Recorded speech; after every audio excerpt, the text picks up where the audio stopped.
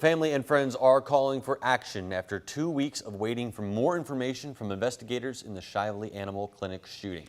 21-year-old Trent Taylor was fatally shot during what police called an altercation at the clinic. Now, police also said this case could have been self-defense, but Taylor's family disputes that. Connor Steffen and photojournalist Jessica Farley spoke with the family and have details.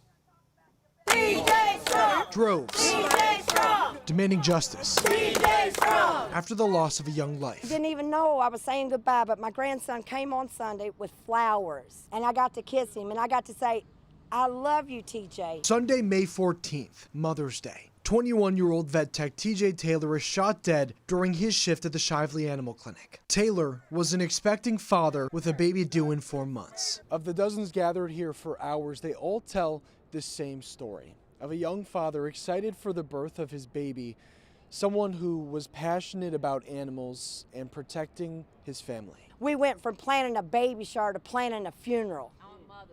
On Mother's Day. Just an amazing person all around. I think everybody should have gotten to meet and know TJ. He was one of a kind, and not only was a friend taken, but a father, a son, and a brother were taken off this planet. And there needs to be justice. Shively police responded to an incident on Mother's Day but made no arrests, saying the incident could have been self-defense. Taylor's family disagrees, saying TJ would never hurt anyone. And that's what TJ was doing. He was standing up for his co-workers. Ultimately, the decision to file charges in this case now falls on the office of the Commonwealth's attorney. As of Sunday, it said it has no updates, sharing the following statement.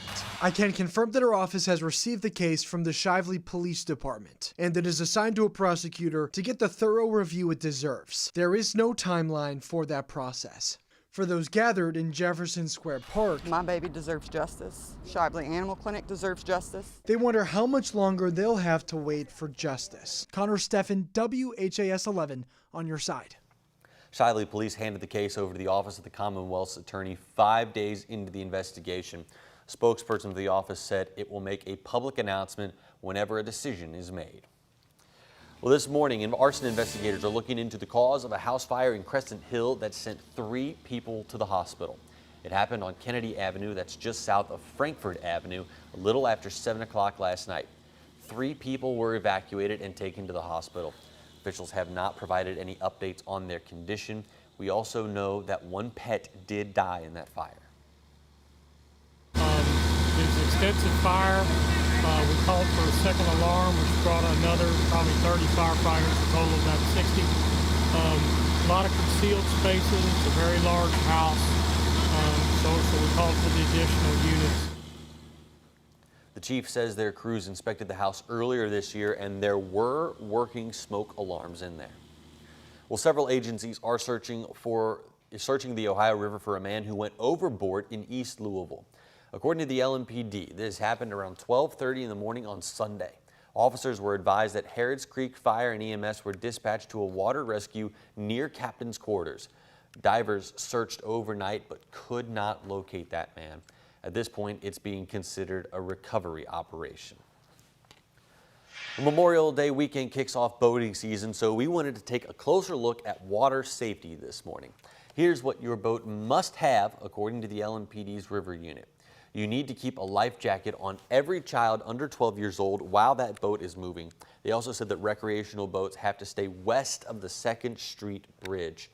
Some other things to check out before you head out: your headlights, your fire extinguisher, and make sure you have a radio to call for help in case of emergency.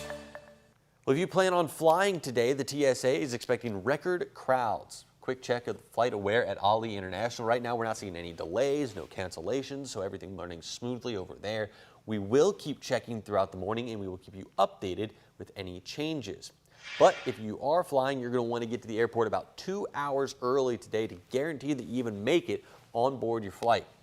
Airport officials say scheduled flights are up 22% from last year. The airport is crediting more flights, new destinations, and larger aircrafts for the rise.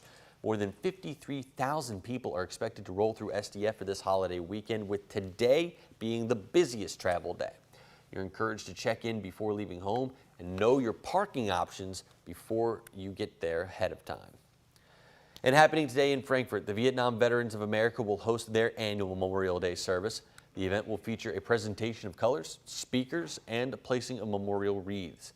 It's open to all veterans and their families and the public. It starts at 10 o'clock this morning at the Kentucky Vietnam Veterans Memorial on Vernon Cooper Drive.